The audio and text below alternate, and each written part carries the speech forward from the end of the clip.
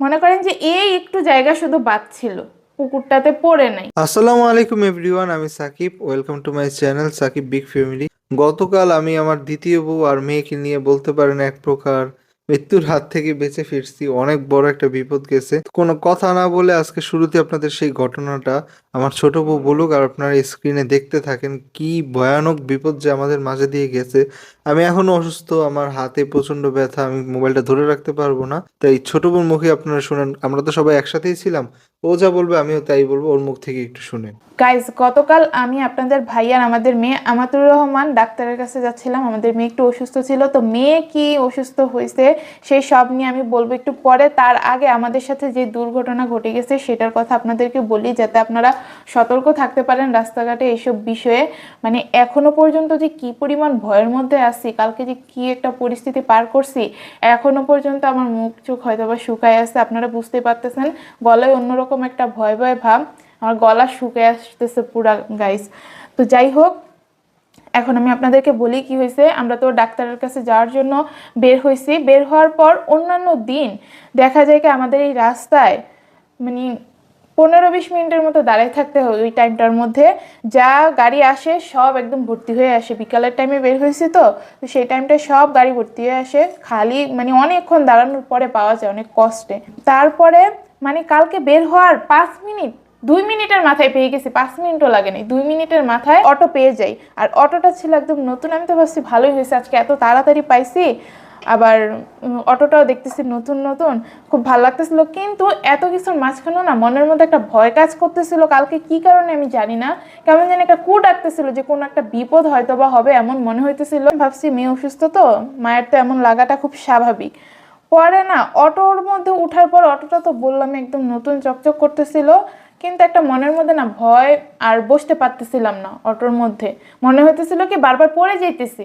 আমি বুঝতে পারতেছি না, অন্যান্য দিনও তো রিক্সায় করে যাই, অটোও না রিক্সায় করে যাই, তারপরেও তো সমস্যা হয় না কোনো, আজকে কেন এমন লাগতেছে বুঝতে পারতেছিলাম না। কখন জানি পড়ে যাই, কখন জানি পড়ে যাই, মনের মধ্যে শুধু এই জিনিসটা বাড়ি লাগতেছিল। ওই যে একটা কথা আছে না, যে কোনো বিপদ আসার আগে মনে একটা কু ডাকে, যে মনে বাড়ি লাগে যে কোনো একটা বিপদ হয়তো বা হবে। এরকম এরকম আমারও ঠিক এই জিনিসটা মনের মধ্যে শুধু ঘুরতেছিল। মানে বিশ্বাস করবেন না গাইস, 10 মিনিটও যাইতে পারি নাই। তারপরে হুট করে কিছু বুঝে ওঠার আগেই মানে ইয়ে হয়ে গেছে, অটোটা উল্টে গেছে হুট করে। মানে আমরা কেউই কিছু বুঝতে পারিনি, এভাবে কাত হয়ে গেছে। আমি তো ভাবছি কাত হয়ে, তখন আমার মাথার মধ্যে এই জিনিসটা মানে কাজ করতেছে, যেহেতু রাস্তা ভাঙ্গা, কাত হয়ে গেছে, আবার একটু পরে ঠিক হয়ে যাবে। কিন্তু দেখি যে না, পুরোই উল্টে গেছে। আর আমি কোনোভাবে শরীরকে ব্যালেন্স করতে পারতেছিলাম না। আপনাদের ভাইয়া আমার পাশে বসছিল, যে সাইড দিয়ে অটোটা পড়ছে আপনাদের ভাইয়ার ওই সাইডেই ছিল। তো সে তো পড়ছে, অটোর ভাট পড়ছে, আমিও সাথে পড়ছি তার উপরে। তারপরে আমাতুরও ছিল, আমাতুরকে আমি শক্ত করে সোজা করে ধরে রাখছিলাম, যার কারণে আলহামদুলিল্লাহ আমাতুর ব্যথা পায় নাই। কিন্তু আপনাদের ভাইয়া ব্যথা পাইছে, যেহেতু আমার চাপটাও তার উপরে পড়ছে, অটোর চাপও পড়ছে। আর সে, আমি আবার অটো পড়ার সাথে সাথে সোজা হয়ে দাঁড়াই গেছিলাম। হ্যাঁ, আমার এই যে হাঁটুতে একটু ব্যথা পাইছি, তেমন গুরুতর না, কিন্তু আপনাদের ভাইয়া ব্যথাটা বেশি পাইছে। সে যেহেতু যে ভিতরের দিকে ছিল, বেরও হইতে পারে নাই, ঘাড়ে তারপরে হাতে ব্যথা পাইছে, তারপর পায়েও ব্যথা পাইছে। সব জায়গায় সে মোটামুটি ভালো রকমের ব্যথাই পাইছে, এখনো ব্যথা আছে, যেটা আপনাদেরকে ইন্টুতেই বললো যে সে ক্যামেরা ধরে রাখতে পারবে না, যার কারণে আমাকে ধরাই দিছে আর কি বলার জন্য। আল্লাহ বাঁচাইছে, কত বড় একটা দুর্ঘটনার হাত থেকে যে বাঁচছি, মানে যদি হইতো না কেউ বেঁচে ফিরতে পারতাম না, যেটা সত্যি কথা। একদম অসম্ভব হয়ে যায়। তার যদি বেঁচেও যেতাম সেটা আল্লাহর রহমত। এই যেমন আল্লাহর রহমতে এখন পর্যন্ত সুস্থ স্বাভাবিক আছি, ঠিক তেমন মানে এদিকে একটা পুকুর ছিল, পুকুরে ভালোই পানি ছিল। মানে কি বলবো, মনে করেন যে এই একটু জায়গা শুধু বাদ ছিল, পুকুরটাতে পড়ে নাই, এভাবে উল্টাই গেছিল। আর আমি তো বললাম আমি সাথে সাথে দাঁড়াই গেছি, সুযোগ পাওয়ার সাথে সাথে আমিও কিন্তু পড়ে গেছিলাম, হাঁটুতে মানে ব্যথা পাইছি, তারপরেও সোজা হয়ে দাঁড়াই গেছি। এখন কি করব, বিপদে পড়লে তার মানে নরম হয়ে থাকা যাবে না, তাহলে তো বিপদ আরো বাড়বে। কারো কাছে আমাতুর রহমানকে দিব সেটাও আমার ভয় লাগতেছিল, কখন না কে বাচ্চা নিয়ে দৌড় মারে। তো কি, তখন তার কিছু করার ছিল না, পরে একজনকে দেই।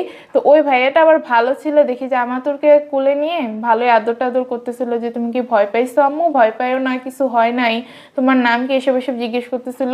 আমি আগে ওইদিকে তাকাইছিলাম, মানে মানুষকে যে বলবো অটোটা ঠিক করেন বা আমাদেরকে বের করেন, সেটা বলার আগে আমি তাকাই আছি যে মেয়ের ঠিক জায়গায় গেল নাকি, কোনো একটা সমস্যা হয় নাকি। পরে আমাদের ভাইয়াকে দেখি কি আবার এই ব্যথা নিয়ে কিভাবে জানি লাফ দিয়ে উঠে গেল অটোর মধ্যে। তো আমার তো আর এত মানুষের মধ্যে সম্ভব না যেভাবে লাফায় উঠে যাব।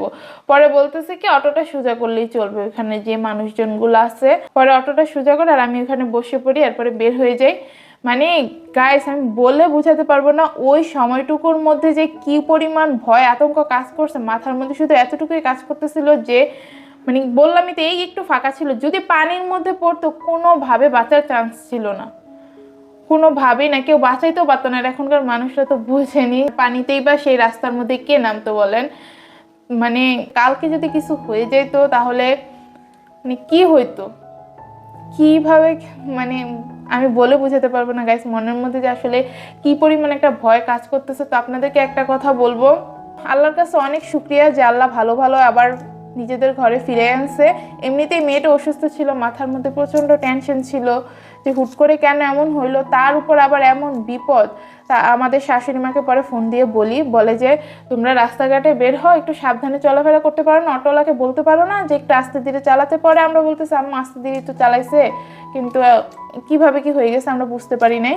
তো এখন আসি, আর আপনারা সবাই অবশ্যই দোয়া করবেন, আমারও সবার প্রতি দোয়া যে সবাই যাতে সমস্ত প্রকার বিপদের থেকে আল্লাহ রক্ষা করে। আমাদের জন্য একটু দোয়া করবেন, আপনাদের ভাইয়ের জন্য দোয়া করবেন যাতে সে সুস্থ হয়ে যায়।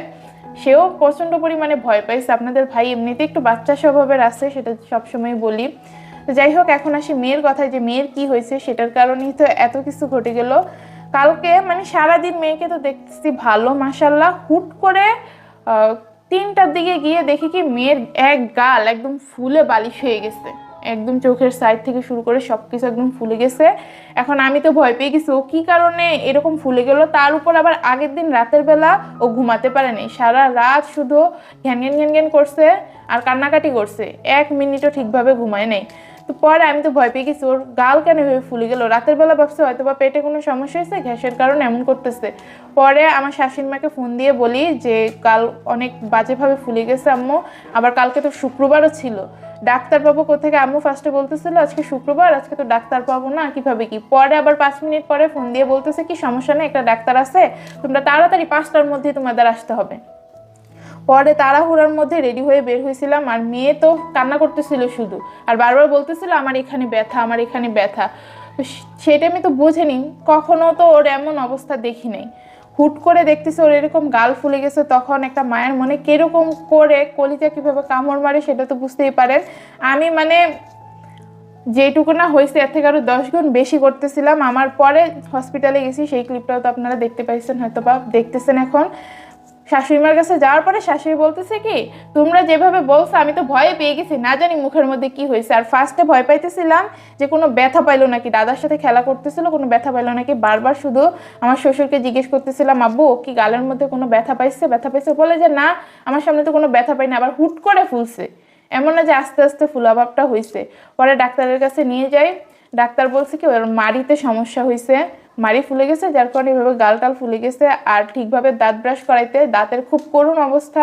তো ডাক্তার তো আর জানে না যে মেয়ের বাপ মেয়ের আদর যত্ন করে, সবসময় শুধু কিন্ডার জয় পছন্দ করে দেখে কিন্ডার জয়, কিটক্যাট, তারপর ডেরি মিল্ক, যত প্রকারের চকলেট আছে সেই সব চকলেট এনে খাওয়ায়, ডার্ক চকলেটও খাওয়ায় মেয়েরে। তো এইসব চকলেট খেয়ে খেয়ে মেয়ের দাঁতের এই অবস্থা হয়ে গেছে। বলছে যে 2 বেলা দাঁত ব্রাশ করাতে খুবই হালকাভাবে গরম পানি দিয়ে কুলি করাতে, সবসময় লবণ মিক্স করে, আর 1 মাস এই সমস্ত বাইরের খাবার নিষেধ। এখন মেয়ের বাপের দেখ